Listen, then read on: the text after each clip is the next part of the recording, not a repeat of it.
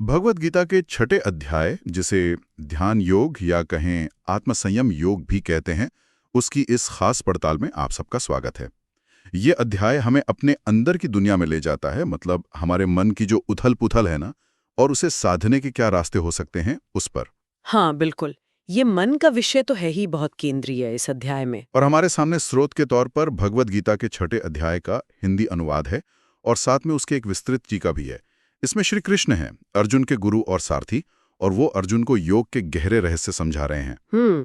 एक गुरु शिष्य का अद्भुत संवाद है ये। तो आज हम क्या समझने की कोशिश कर रहे हैं? देखिए, ये अध्याय ध्यान की बात तो करता है, पर शायद सबसे बड़ा सवाल जो यहाँ उठता है और जो आगे चलकर अर्जुन पूछते भी हैं, हाँ, पूछते हैं वो ये कि क्या ये हवा की तरह चंचल, भागता हुआ मन, क्या इसे काबू में करना सच में मुमकिन है? आज हम इसी सवाल के आसपास इस अध्याय की परतों को खोलने की कोशिश करेंगे कि भाई एक सच्चा योगी होता कौन है, ये मन सधता कैसे है, और इस रास्ते का आखिर हासिल क्या है। बिल्कुल सही। और मन की चंचलता का सवाल तो जैसा आपने कहा अर्जुन उठाते ही हैं। बिल्कुल। और श्री कृष्ण का जवाब भी बड़ा सीधा है। हाँ, मुश्किल जरूर है पर नामुमकिन नहीं। दो चाबियां देते हैं वो, अभ्यास और वैराग्य। तो चलिए देखते हैं कि कृष्ण कैसे इस जटिल पहेली को सुलझाते हैं। अच्छा, तो शुरुआत में ही कृष्ण एक बहुत ही कह सकते हैं दिलचस्प बात कहते हैं। वो योगी या सन्यासी की परिभाषा ही बदल देते हैं। आमतौर पर हम क्या सोचते हैं, सन्यासी मतलब जिसने सब छोड़ दिया, घर बार काम धाम। हाँ, या जिसने अग्निहोत्र जैसे कर्म कांड छोड़ दिए। बिल्कुल, पर कृष्ण क्या कहते हैं? कृष्ण कहते हैं, जैसा पहले ही श्लोक में है, कि असली योगी या सन्यासी वो है जो अपने कर्म के फल की इच्छा किए बिना अपना कर्तव्य करता है। सिर्फ कर्म छोड़ देना या निष्क्रिय हो जाना वो सन्यास नहीं है। अच्छा। और अगले ही श्लोक में वो और साफ करते हैं कि जिसे सन्यास कहते हैं ना, वही असल में योग है। क्योंकि जब तक मन में इंद्रियों को खुश करने की मतलब सेंस प्लेजर की इच्छा है, तब तक कोई योगी बन ही नहीं सकता। यानी बाहरी त्याग से ज्यादा जरूरी है मन का त्याग, अंदरूनी अनासक्ति। एग्जैक्टली। फोकस बाहरी दिखावे पर नहीं बल्कि मन की स्थिति पर है। ठीक है, फिर वो योग के रास्ते के बारे में बताते हैं। क्या ये रास्ता सबके लिए एक जैसा है या इसमें भी कुछ स्टेप्स हैं? नहीं, इसमें पड़ाव है, बिल्कुल। तीसरे श्लोक में वो कहते हैं कि जो योग के रास्ते पर अभी नया है, मतलब अभी शुरू कर रहा है, उसके लिए कर्म ही साधन है। मतलब उसे सक्रिय रूप से कर्म योग का अभ्यास करना चाहिए। कर्म योग यानी निष्काम कर्म। हाँ, निष्काम भाव से कर्म करना। लेकिन जो इस रास्ते पर आगे बढ़ चुका है, जो योग में स्थित हो गया है, उसके लिए कर्मों से ऊपर उठना यानी शम, पूर्ण शांति और स्थिरता, वो साधन बन जाता है। अच्छा, शम। हाँ, शम। ये अवस्था तब आती है, जैसा चौथे श्लोक में बताया है, जब व्यक्ति इंद्रिय भोग की इच्छाओं और उससे जुड़े कामों से पूरी तरह अनासक्त हो जाता है, डिटैच्ड। और फिर आता है वो विचार जिसने मुझे हमेशा सोचने पर मजबूर किया है कि हमारा मन ही हमारा सबसे अच्छा दोस्त भी है और सबसे बड़ा दुश्मन भी। ये 5वें श्लोक में है शायद। हाँ, बिल्कुल। श्लोक 6-5। ये कितनी गहरी और सच्ची बात है ना? ये इस अध्याय के केंद्रीय विचारों में से एक है। बिल्कुल। छठे श्लोक में कृष्ण कहते हैं, जिसने अपने मन को जीत लिया, उसके लिए उसका मन दोस्त की तरह काम करता है, उसे ऊपर उठाता है। लेकिन जिसका मन काबू में नहीं है, वही मन दुश्मन बनकर उसे नीचे गिराता है, उसे उलझाता है। और जिसने मन को वश में कर लिया, उसका क्या? जिसने मन को वश में कर लिया है, जो अंदर से शांत हो गया है, जैसा 7वें श्लोक में है, उसे परमात्मा का अनुभव होने लगता है। फिर उसके लिए बाहरी चीजें जैसे सर्दी गर्मी, सुख दुख, मान अपमान, ये सब एक समान हो जाते हैं। वो इनमें फंसता नहीं। ये सुनने में तो बहुत एक आइडियल स्टेट लगती है, मान अपमान सुख दुख सब बराबर, पर असल जिंदगी में इसे जीना। खैर, शायद यहीं पर वो साधना काम आती है जिसका जिक्र टीका में है, अष्टांग योग। टीका कहती है कि इस अध्याय की जो ध्यान विधि है वो इसी पर आधारित है। क्या हम थोड़ा समझ सकते हैं कि ये अष्टांग योग है क्या? ये 8 अंग क्या हैं? जरूर। अष्टांग मतलब 8 अंग या हिस्से। महर्षि पतंजलि ने इसे योग सूत्र में व्यवस्थित किया था। और ये सिर्फ आसन करना नहीं है, ये एक पूरी जीवन पद्धति है। टीका के अनुसार इसके 8 अंग इस तरह से काम करते हैं, एक क्रम में। पहले 2 हैं यम और नियम। यम मतलब नैतिक नियम, जैसे अहिंसा, सत्य, चोरी ना करना वगैरह। और नियम मतलब व्यक्तिगत अनुशासन, शौच यानी तन मन की शुद्धि, संतोष, तप, स्वाध्याय, ईश्वर प्रणिधान। टीका में जैसे सूर्योदय से पहले उठना, स्नान, अध्ययन का जिक्र है, और नशा, अवैध संबंध, मांसाहार जैसी चीजों से परहेज की बात है। ये एक तरह से फाउंडेशन है, चरित्र निर्माण। अच्छा, ये तो नींव हो गई। बिल्कुल। फिर आते हैं शारीरिक स्तर पर। आसन, शरीर को स्थिर और सहज रखना ताकि ध्यान में बैठ सकें, और प्राणायाम, श्वास पर नियंत्रण। ये शरीर और प्राण ऊर्जा को साधना के लिए तैयार करते हैं। इसके बाद आता है प्रत्याहार। ये बहुत महत्वपूर्ण है। इसका मतलब है इंद्रियों को बाहरी दुनिया से खींचकर अंदर की ओर मोड़ना। जैसे कछुआ अपने अंगों को खोल में समेट लेता है ना, वैसे ही यहीं से असली आंतरिक यात्रा शुरू होती है। ओके। फिर आते हैं मन को एकाग्र करने के चरण। धारण, मन को किसी एक बिंदु या विषय पर टिकाना। ध्यान, उस एकाग्रता को बिना टूटे बनाए रखना अपने लक्ष्य में, चाहे वो निराकार ब्रह्म हो, या हृदय में परमात्मा हो, या भगवान कृष्ण का रूप हो, उसमें लगातार मन को लगाए रखना। और आखिरी और अंतिम अवस्था है समाधि, जहां योगी अपने ध्येय में पूरी तरह तल्लीन हो जाता है, अपने स्वरूप को पहचान लेता है, उसे प्राप्त कर लेता है। वो योग की पूर्णता है। तो ये एक पूरी सीढ़ी है, बाहर से अंदर की तरफ, शरीर से मन और फिर आत्मा की ओर। पर समाधि के बाद क्या होता है? क्या सबका लक्ष्य एक ही होता है? टीका में लक्ष्यों के बारे में कुछ अलग अलग बातें कही गई थी शायद। हाँ, टीका इस पर थोड़ी और रोशनी डालती है। लक्ष्य इस पर निर्भर कर सकता है कि योगी की अपनी इच्छा या झुकाव क्या है। जो निराकार ब्रह्म की ज्योति में विलीन होना चाहते हैं, या सर्वव्यापी परमात्मा मतलब परम चेतना का अनुभव करना चाहते हैं, वो शरीर छोड़ने पर उसे प्राप्त कर सकते हैं। ठीक है। लेकिन टीकाकार एक संभावना ये भी बताते हैं कि चूंकि आत्मा का मूल स्वभाव क्रियाशील है, एक्टिव है, हो सकता है उन्हें वापस भौतिक जगत में आना पड़े, क्योंकि निराकार में उस तरह की एक्टिविटी का अवसर सीमित है। अच्छा, ये दिलचस्प है। दूसरी ओर जो सगुण भगवान यानी श्री कृष्ण की भक्ति करते हैं और उनके धाम जाना चाहते हैं, जैसे वैकुंठ या गोलोक वृंदावन, वो वहां पहुंचकर भगवान की लीलाओं में, उनकी सेवा में शामिल होते हैं।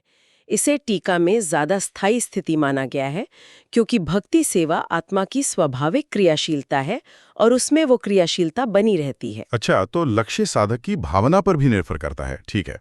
अब उस योगी पर वापस आते हैं जिसने मन साध लिया है। कृष्ण बताते हैं श्लोक 6.8 में कि ऐसा योगी ज्ञान और विज्ञान यानी शास्त्र ज्ञान और उसके अनुभव दोनों से पूरी तरह संतुष्ट होता है। उसके लक्षण क्या होते हैं? वो दिखता कैसा है? महसूस कैसा करता है? ऐसा योगी अपने स्वरूप में स्थित रहता है, मतलब आत्मसंतुष्ट और अविचल। उसकी इंद्रियां पूरी तरह उसके वश में होती हैं, और उसके लिए मिट्टी का ढेला, पत्थर या सोना सब बराबर हो जाते हैं। सोना और पत्थर बराबर, इसका मतलब? इसका मतलब ये नहीं कि उसे इनमें फर्क नहीं पता, बल्कि वो भौतिक चीजों के बाहरी मूल्य से प्रभावित नहीं होता। उसके लिए सोने की कीमत पत्थर से ज्यादा नहीं है, क्योंकि वो जानता है कि असली चीज आत्मिक शांति है, भौतिक संग्रह नहीं। और सबसे महत्वपूर्ण, जैसा 9वें श्लोक में कहा है, वो सबके प्रति संभाव रखता है। संभाव? हाँ, चाहे कोई उसका भला चाहने वाला सुहृद हो, दोस्त मित्र हो, दुश्मन अरी हो, तटस्थ उदासीन हो, मध्यस्थ हो, ईर्ष्या करने वाला द्वेष्य हो, रिश्तेदार बंधु हो, पुण्यात्मा साधु हो या पापी पाप, उसकी नज़र में सब एक ही परमात्मा के अंश हैं। वो किसी से राग द्वेष नहीं करता। ये संभाव वाली बात फिर से आ गई। ये वाकई योग की एक बड़ी कसौटी लगती है। लेकिन यहाँ तक पहुँचने के लिए वो जो ध्यान की विधि है, कृष्ण कुछ प्रैक्टिकल इंस्ट्रक्शंस देते हैं। सुनने में तो ये सब बहुत कठिन साधना लगती है। हाँ, बिल्कुल देते हैं। श्लोक 6:10 से लेकर 6:15 तक कृष्ण ध्यान की एक बहुत ही व्यवस्थित विधि बताते हैं। सबसे पहले योगी को एकांत और पवित्र स्थान चुनना चाहिए। एकांत और पवित्र स्थान? हाँ। फिर आसन तैयार करना है जो न बहुत ऊंचा हो न बहुत नीचा। उस पर पहले कुशाघास, फिर मृगछाला या आजकल उसका कोई सात्विक विकल्प, और फिर ऊपर से मुलायम कपड़ा बिछा हो। अच्छा, इतना स्पेसिफिक? हाँ। फिर उस पर स्थिर होकर बैठना है। शरीर, गर्दन और सिर को सीधा रखना है, एक लाइन में। दृष्टि को इधर उधर नहीं भटकाना, बल्कि नाक के अगले सिरे पर टिकाना है। नाक के अगले सिरे पर? ये क्यों? ये एकाग्रता के लिए है। बिल्कुल। ये मन को बाहर भटकने से रोकने में मदद करता है, एक फोकस पॉइंट देता है। फिर मन और इंद्रियों को वश में रखते हुए पूरी तरह भयमुक्त होकर ब्रह्मचर्य व्रत में स्थित होकर। ब्रह्मचर्य मतलब? सिर्फ शारीरिक संयम? ब्रह्मचर्य का व्यापक अर्थ है इंद्रियों का संयम, विशेषकर यौन ऊर्जा का संरक्षण और सही दिशा में उपयोग। तो ब्रह्मचर्य में स्थित होकर और मन को कृष्ण में लगाकर उन्हें ही परम लक्ष्य मानकर ध्यान करना है। उद्देश्य क्या है? चित्त की शुद्धि, मन को साफ करना। और अगर कोई इस तरह लगातार अभ्यास करे तो उसका नतीजा क्या होता है? 15वें श्लोक में कहते हैं कि इस तरह निरंतर आत्मा को योग में लगाने वाला योगी, जिसका मन नियंत्रित हो चुका है, उसे परम शांति मिलती है। वो शांति जो भौतिक अस्तित्व से परे है, निर्वाणमयी शांति। और अंततः वो कृष्ण के धाम को प्राप्त होता है। ये तो हुई ध्यान की विधि। लेकिन क्या इसके लिए अपनी जीवन शैली में, मतलब लाइफस्टाइल में बहुत कठोर बदलाव करने पड़ते हैं? जैसे बहुत कम खाना या सोना। कई बार योग को लेकर ऐसी धारणाएं होती हैं। नहीं, कृष्ण यहाँ बहुत बैलेंस नजरिया देते हैं। श्लोक 6.16 और 6.17 में वो साफ कहते हैं कि योग न तो उसके लिए है जो बहुत ज्यादा खाता है, न उसके लिए जो बिल्कुल कम खाता है। अच्छा। न ही उसके लिए जो बहुत ज्यादा सोता है, और न उसके लिए जो बहुत कम सोता है या जरूरत से ज्यादा जागता है। तो फिर किसके लिए है? योग तो उसके लिए सिद्ध होता है जो खाने पीने, आहार विहार, सोने जागने, स्वप्न अवबोध, काम करने, चेष्टा और आराम करने में नियमित और संतुलित है, युक्त। ऐसा युक्ति युक्त जीवन जीने वाले का योग ही सभी भौतिक दुखों का नाश कर देता है। ये सुनकर थोड़ी राहत मिली। मतलब एक्सट्रीम्स में जाने की जरूरत नहीं, संतुलन ही कुंजी है। बिल्कुल, मॉडरेशन।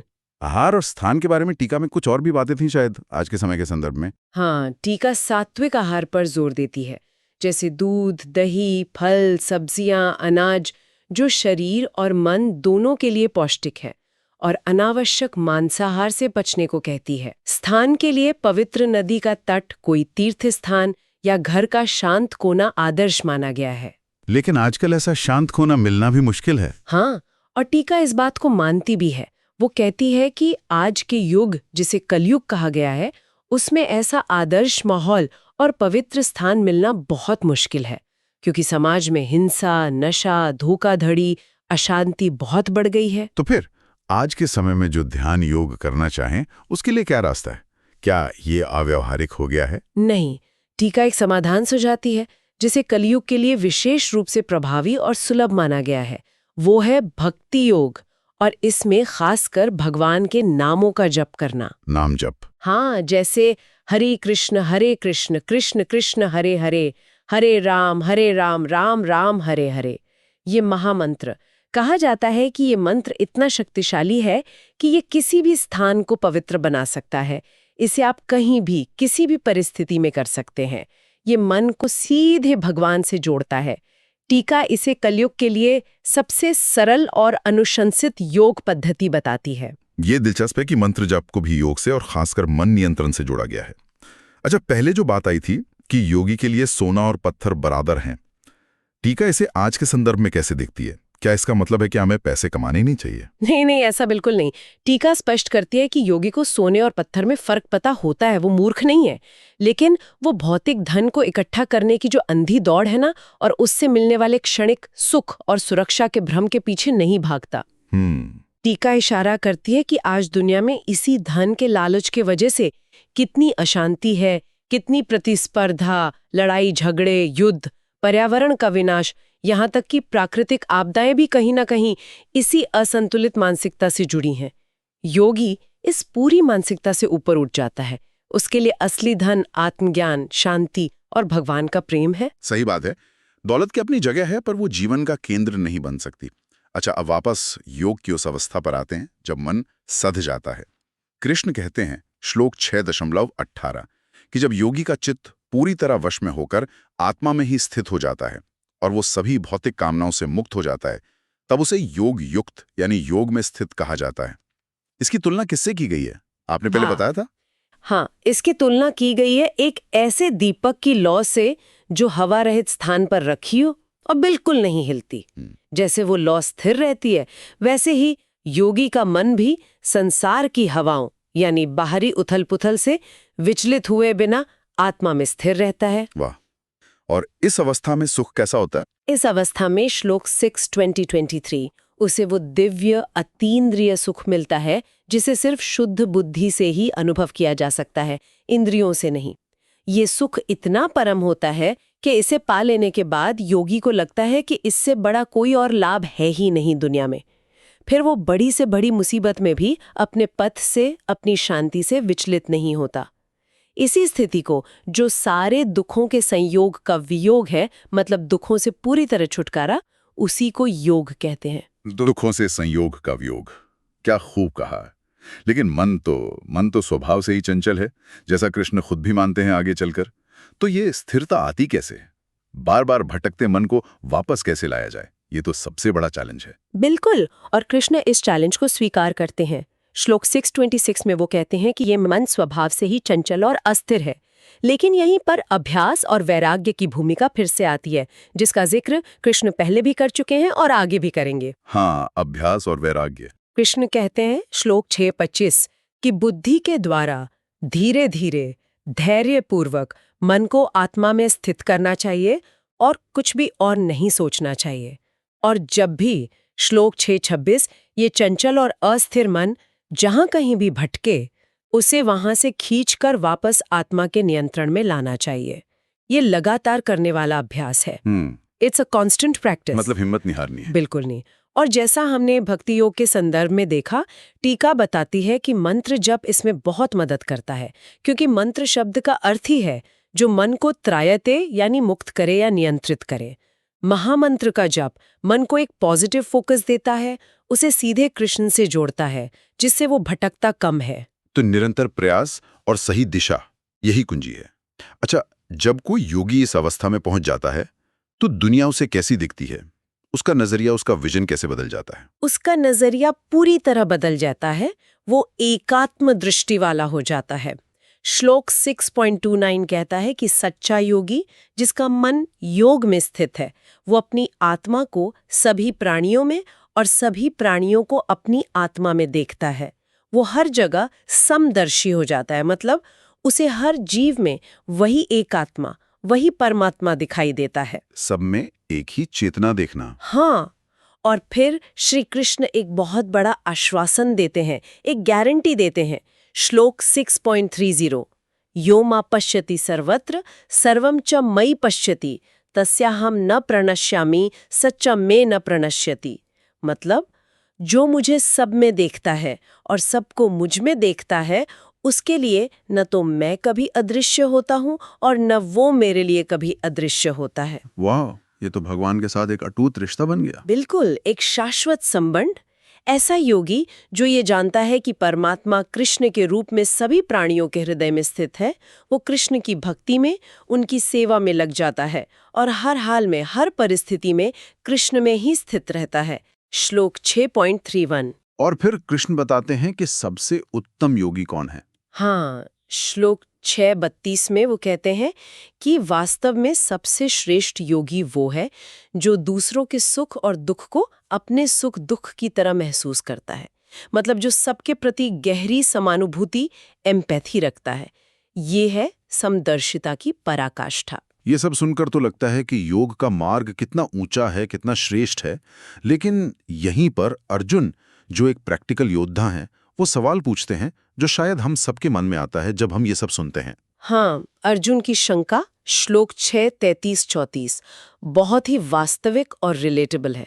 वो कहते हैं, हे मधुसूदन, आपने ये जो योग बताया, जो समभाव पर आधारित है, मुझे ये स्थायी नहीं लगता। मैं इसे टिकाऊ नहीं देख पा रहा हूँ। क्यों? वो कहते हैं, क्योंकि मन तो बड़ा चंचल है, प्रमथनशील है, मतलब मथ डालने वाला, बड़ा शक्तिशाली और हठी है। हे कृष्ण, मुझे तो लगता है कि इस मन को वश में करना हवा को मुट्ठी में बांधने जैसा ही मुश्किल, लगभग असंभव काम है। ये मेरे लिए प्रैक्टिकल नहीं है। लगता है अर्जुन ने हमारे दिल की बात कह दी। कृष्ण इस पर क्या कहते हैं? क्या वो अर्जुन को डांटते हैं कि ऐसी कमजोर बातें क्यों कर रहे हो?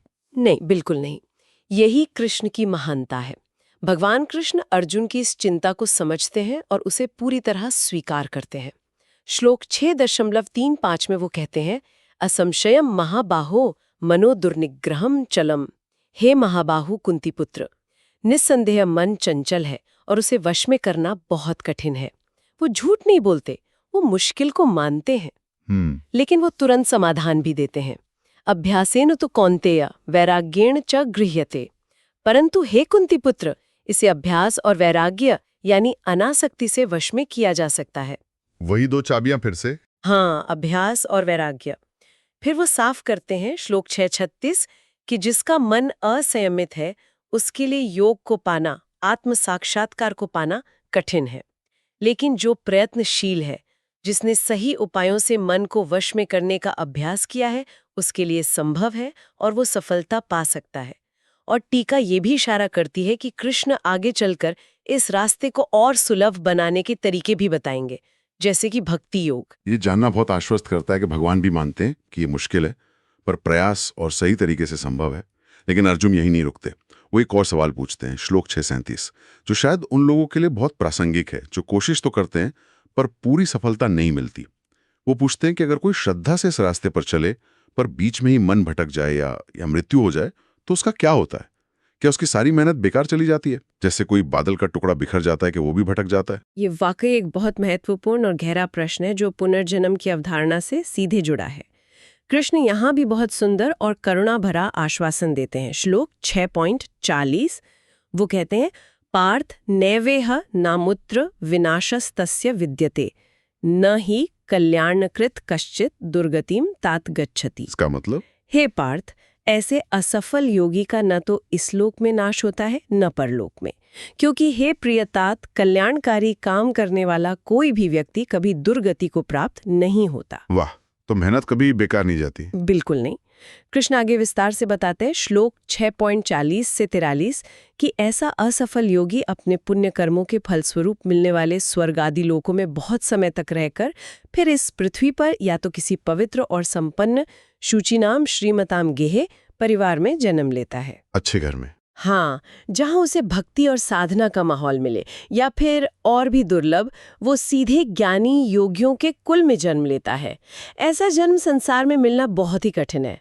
और वहाँ उसे अपने पिछले जन्म की जो योग बुद्धि थी, जो आध्यात्मिक संस्कार थे, वो स्वतः याद आ जाते हैं, उनका संयोग प्राप्त होता है और वो फिर से पूर्ण सिद्धि के लिए प्रयास करने लगता है। मतलब पिछला अभ्यास उसे आगे बढ़ने में मदद करता है, उसे एक स्टार्ट मिलता है। हाँ, श्लोक 6.44 कहता है कि वो अपने पूर्व जन्म के अभ्यास के बल से न चाहते हुए भी अनायास ही योग की ओर खिंच जाता है, जैसे कोई मैग्नेट खींच रहा हो। योग के बारे में जिज्ञासा या रुचि अपने आप पैदा हो जाती है। और फिर श्लोक 6.45 अनेक जन्मों के प्रयत्न और अभ्यास के बाद जब वो सारे पापों और अशुद्धियों से पूरी तरह शुद्ध हो जाता है, तब जाकर वो परम गति को यानी अपने अंतिम लक्ष्य को प्राप्त करता है। ये सुनकर तो बहुत आशा बनती है। लगता है कि इस रास्ते पर उठाया गया हर कदम, चाहे कितना भी छोटा क्यों ना हो, वो मायने रखता है, वो जुड़ता जाता है। बिल्कुल, कोई भी प्रयास व्यर्थ नहीं जाता। अंत में कृष्ण योगी की तुलना और किन लोगों से करते हैं, उसकी श्रेष्ठता कैसे बताते हैं? श्लोक 6.46 में कृष्ण कहते हैं कि योगी सिर्फ तपस्या करने वालों, तपस्वियों से श्रेष्ठ है। सिर्फ शास्त्रों का किताबी ज्ञान रखने वालों, ज्ञानियों से भी श्रेष्ठ माना गया है। और सिर्फ फल की इच्छा से कर्मकांड करने वालों, सकाम कर्मियों से भी श्रेष्ठ है। इसलिए वो अर्जुन को सीधे सीधे आदेश देते हैं, प्रेरित करते हैं, तस्मात् योगी भवार्जुन। हे अर्जुन, तुम योगी बनो। योगी बनो। और फिर अध्याय के बिल्कुल अंत में श्लोक 6.47 वो सभी प्रकार के योगियों में भी सबसे श्रेष्ठ किसे बताते हैं। ये क्लाइमैक्स है। हाँ, ये इस अध्याय का और शायद पूरी गीता का भी एक महत्वपूर्ण निष्कर्ष है। कृष्ण कहते हैं, योगिनाम अपि सर्वेषां मद्गतेन अंतरात्मना श्रद्धावान भजते यो माम समय युक्त तमो मतः। इसका क्या अर्थ हुआ? संपूर्ण योगियों में भी जो श्रद्धावान योगी अपने अंतरात्मा से मुझ में परायण है, मद्गतेन अंतरात्मा, यानी जिसका मन मुझ में लगा हुआ है और जो मेरी भक्ति करता है, भजते योमा, वही मुझे परम श्रेष्ठ मान्य है, समय युक्तमो मतः। यहाँ कृष्ण स्पष्ट रूप से भक्ति योगी को, जो श्रद्धा और प्रेम से उनसे जुड़ा है, उसे सर्वोच्च स्थान दे रहे हैं। तो भगवद गीता के 6ठे अध्याय की इस पूरी चर्चा से, इस पड़ताल से जो बात उभर कर सामने आती है वो ये है कि ध्यान योग सिर्फ कुछ आसन करना या सांस की कसरत करना नहीं है। ये बहुत गहरा है। ये मन को साधने, खुद को गहराई से जानने और फिर उस परम चेतना श्री कृष्ण से जुड़ने की एक मुकम्मल, एक इंटीग्रेटेड प्रक्रिया है। बिल्कुल।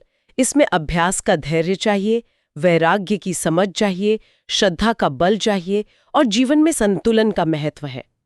मन को काबू करना पहाड़ जैसा मुश्किल काम लग सकता है, जैसा अर्जुन को लगा भी, लेकिन कृष्ण आश्वासन देते हैं कि अभ्यास और अनासक्ति से ये संभव है। और सभी योग मार्गों का शिखर, जैसा कृष्ण ने अंत में बताया, भक्ति के द्वारा उनसे जुड़ना ही है। यह अध्याय माध्ययी मन पर नियंत्रण के महत्व पर बार बार जोर देता है। चलते चलते एक सवाल श्रोताओं के लिए छोड़ जाते हैं, जिस पर शायद हम सब सोच सकते हैं। आज की जो हमारी भागदौड़ भरी, अक्सर तनावपूर्ण जिंदगी है, उसमें हम अभ्यास और वैराग्य के इन सिद्धांतों को अपनी रोजमर्रा की जिंदगी में छोटे छोटे प्रैक्टिकल तरीकों से कैसे उतार सकते हैं, ताकि हम भी अपने मन के गुलाम नहीं बल्कि उसके स्वामी बन सकें। इस पर सोचिएगा जरूर।